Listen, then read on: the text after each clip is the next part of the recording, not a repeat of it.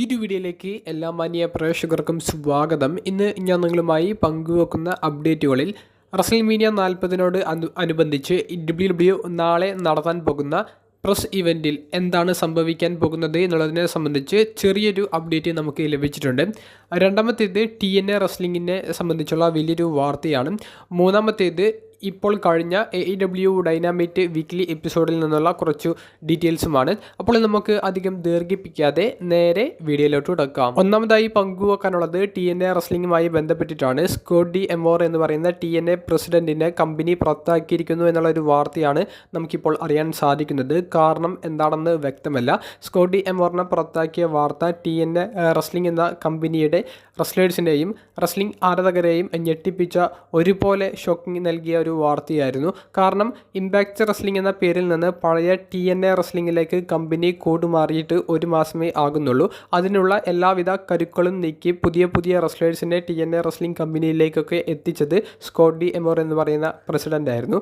2000 മുതൽക്കേ TNA റെസ്ലിംഗിൻ്റെ ഉയർച്ചയിലും താഴ്ചയിലും നിന്ന Scott D എമോറിനെ ഇത്രയും പെട്ടെന്ന് കമ്പനി പുറത്താക്കുമെന്ന് ആരും പ്രതീക്ഷിച്ചിട്ടുണ്ടായിരുന്നില്ല.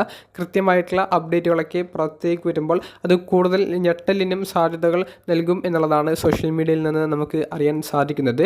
റെസ്ലിംഗ് ആരാധകരെ സംബന്ധിച്ച് 2024 വളരെ പോസിറ്റീവും നെഗറ്റീവ്സും നിറഞ്ഞ ന്യൂസുകളിലൂടെയാണ് ആരംഭം കുറിച്ചിട്ടുള്ളത്.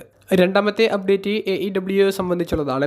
AEWൻ്റെ ഇന്ന് കഴിഞ്ഞ ഡൈനാമൈറ്റ് വീക്ക്ലി എപ്പിസോഡിൻ്റെ മെയിൻ ഇവൻറ്റിൽ ചാമ്പ്യന്മാരായ റിക്കി സ്റ്റാർക്സ്, ബിഗ് ബില്ലി തുടങ്ങിയ ടാഗ് ടീം അവരുടെ ടൈറ്റിൽ ഡിഫെൻഡ് ചെയ്തത് ഡെർബി ആലിൻ, ദി സ്റ്റിംഗ് എന്ന് പറയുന്ന ഐക്കൺ ലെജൻഡ് റെസ്ലർ അവർക്കെതിരെയായിരുന്നു. അപ്പോൾ ആ ഒരു മത്സരം ഒരു ടൊർണാഡോ ടാഗ് ടീം മത്സരമായിരുന്നു. മത്സരത്തിൽ സ്റ്റിങ്ങിൻ്റെയും ഡെർബി ആലിൻ്റെയും ടീം വിജയിച്ച് പുതിയ ചാമ്പ്യന്മാർ ആയി എന്നുള്ളതാണ് നമുക്ക് അറിയാൻ സാധിക്കുന്നത്. മത്സരശേഷം യങ് ബക്സ് വന്നിട്ട് സ്റ്റിങ്ങിനെയും ഡെർബി ആലിനെയും ആക്രമിക്കുന്നുണ്ട്. സ്റ്റിങ്ങിനെയും ഡെർബി ആലിനെയും മാത്രമല്ല സ്റ്റിങ്ങിൻ്റെ മക്കളെയും യങ് ബക്സ് ആക്രമിക്കുന്നുണ്ട്. 2011 ശേഷം സ്റ്റിങ് വിജയിക്കുന്ന ആദ്യത്തെ ചാമ്പ്യൻഷിപ്പാണ് ഈ ഒരു ടാഗ് ടീം ടൈറ്റിൽ എന്ന് പറയുന്നത്. പ്രൊഫഷണൽ റെസ്ലിംഗ് ഹിസ്റ്ററിയിൽ നമുക്ക് ഒരിക്കലും മയച്ചു കളയാൻ സാധിക്കാത്ത പേരാണ് സ്റ്റിങ്. സ്റ്റിങ്ങിൻ്റെ റിട്ടയർമെൻറ്റ് മത്സരം മാർച്ചിൽ നടക്കാൻ പോകുന്ന റെവല്യൂഷൻ പേപ്പർ-വ്യൂയിലാണ് നടക്കാൻ പോകുന്നത്. അത് യങ് ബക്സ് എന്ന് പറയുന്ന ടാഗ് ടീമിന് എതിരെയായിരിക്കും. അത് ടാഗ് ടീം ചാമ്പ്യൻഷിപ്പ് ആയിരിക്കും എന്നുള്ളതും ഓൾമോസ്റ്റ് കൺഫേം ആയിട്ടുണ്ട്. അപ്പോൾ സ്റ്റിങ്ങിനെ സംബന്ധിച്ചുള്ള നിങ്ങളുടെ അഭിപ്രായങ്ങളും ഡൈനാമൈറ്റ് വീക്ക്ലി എപ്പിസോഡിനെ സംബന്ധിച്ചുള്ള നിങ്ങളുടെ അഭിപ്രായങ്ങളും ഒന്ന് കമൻറ്റ് ബോക്സിൽ രേഖപ്പെടുത്തുക. അതുപോലെ തന്നെ മാർച്ച് മാസത്തിലേക്ക് ഒരു AEW dynamite weekly episode Tony Khan confirm ചെയ്തിട്ടുണ്ട്. ബിഗ് ബിസിനസ് എന്ന് പറഞ്ഞുകൊണ്ട് ഒരു സ്പെഷ്യൽ വീക്ക്ലി എപ്പിസോഡായിട്ടാണ് AEW അതിനെ പ്രൊമോട്ട് ചെയ്യുന്നത്. ആ ഒരു വീക്ക്ലി എപ്പിസോഡിലൂടെ സാഷ ബാങ്ക്സ് എന്ന് WWEയിൽ അറിയപ്പെട്ടിരുന്ന ന്യൂ ജപ്പാൻ പ്രോ റെസ്ലിംഗിൽ മെഴ്സിഡീസ് മണി എന്ന റിംഗ് നെയിമൊക്കെ സ്വീകരിച്ച താരത്തിൻ്റെ AEW ഡെബ്യൂ കാണാൻ സാധിക്കുമെന്നാണ് നമുക്ക് അറിയാൻ സാധിക്കുന്നത്. കൂടാതെ സാഷ ബാങ്ക്സ് അല്ലെങ്കിൽ മെഴ്സിഡീസ് മണി ആ റെസ്ലർ ജനുവരി മുതൽ AEWൻ്റെ ഭാഗമാണെന്നും അവർ സാലറി എല്ലാം കൊടുക്കുന്നുണ്ടെന്നുമാണ് നമുക്ക് അറിയാൻ സാധിക്കുന്നത്. അപ്പോൾ AEW വലിയ കരുക്കൾ WWE എതിരെയും പ്രൊഫഷണൽ റെസ്ലിംഗ് ഇൻഡസ്ട്രിയെ പിടിച്ചടക്കാനും ഇപ്പോൾ നീക്കി തുടങ്ങിയിട്ടുണ്ട് എന്നും അറിയാൻ സാധിക്കുന്നുണ്ട്. അവസാനത്തെ അപ്ഡേറ്റ് നാളെ നടക്കാൻ പോകുന്ന റസൽമേനിയ 40നോട് അനുബന്ധിച്ചുള്ള പ്രസ് ഇവൻറ്റിനെ സംബന്ധിച്ചാണ്.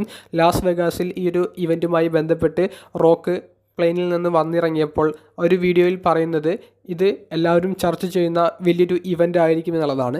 ചർച്ച ചെയ്യേണ്ട കുറേയധികം വിഷയങ്ങൾ ഇതിലുണ്ടായിരിക്കും എന്നുള്ളതും റോക്ക് പറയുന്നുണ്ട്. അപ്പോൾ അതിനർത്ഥം വലിയ അനൗൺസ്മെൻറ്റുകൾ നാളത്തെ പ്രസ് ഇവൻറ്റിലൂടെ WWE കൺഫേം ചെയ്യും എന്നുള്ളതാണ്.